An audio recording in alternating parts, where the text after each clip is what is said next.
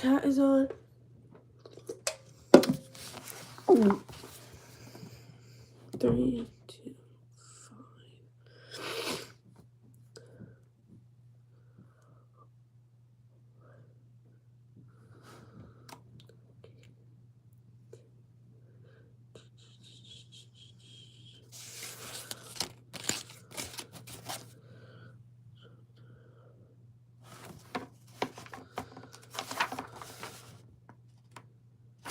Hello.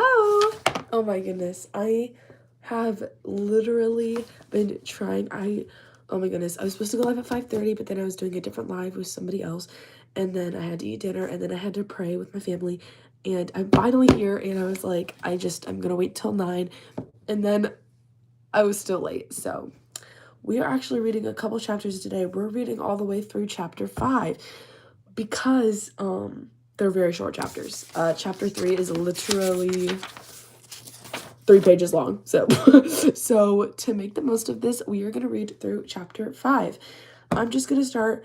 I'm hoping more people will join as we go on, but okay. Chapter 3, Thwaps in a Sack. Lily's one-legged grandfather was on his knees, growling at something in the garden. Fat red potatoes hung from the vines, and round heads of lettuce burst quietly from the ground in long rows. Sprouts of green onions, carrots, and sugar berries, her favorite, were yet bright and dewy. Like Lily, Poto got along fine with only one leg, though instead of using a crutch, he strapped a wooden stump below the knee. He never talked about how he had lost his leg, but it was no secret that he had been a pirate in his wild youth, and he entertained his grandchildren nightly with tales of his adventures at sea. Like the time all 18 of his crew fell ill from eating a bad patch of pongfin that they had looted from a fishing boat near the Poob Islands. Poto was the only one who hadn't eaten any and was left to sail the ship alone through a storm while his crew sloshed about moaning at the hull. I think they're like tomatoes. I think potatoes are more like tomatoes because it talks about them as being red. Me too.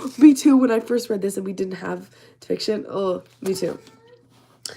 And that's not the worst of it, Poto would say. I tell ye, that was the Screen Navy, hot on me stern, cannons firing and arrows whizzing through me hair.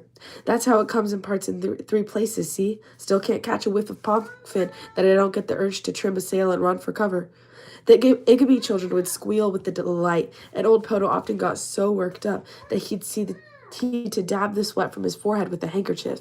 He was wiping his brow with his handkerchief now as he squinted through the green onion sprouts. Grandpa? Lily said from behind him. Poto whipped his head around, waving a knotty wooden club at her. His long white hair was frazzled, and he looked like a mad old hag. Eh? Watch yourself, lass. I like to have banged you on the head with me whopper. His white bushy eyebrows shot up, and he held a gnarled finger to his lips. Thwaps! He hissed.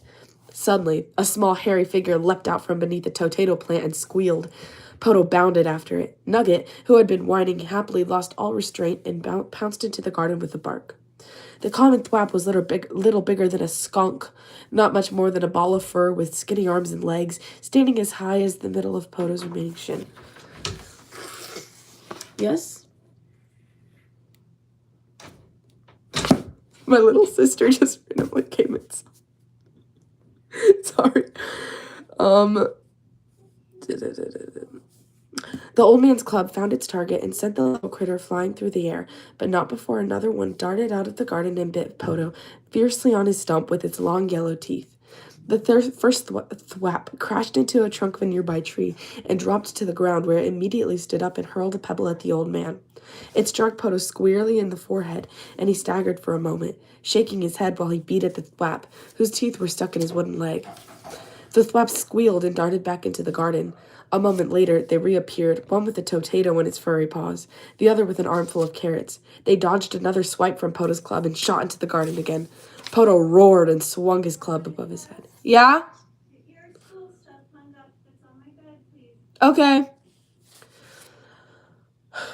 One second.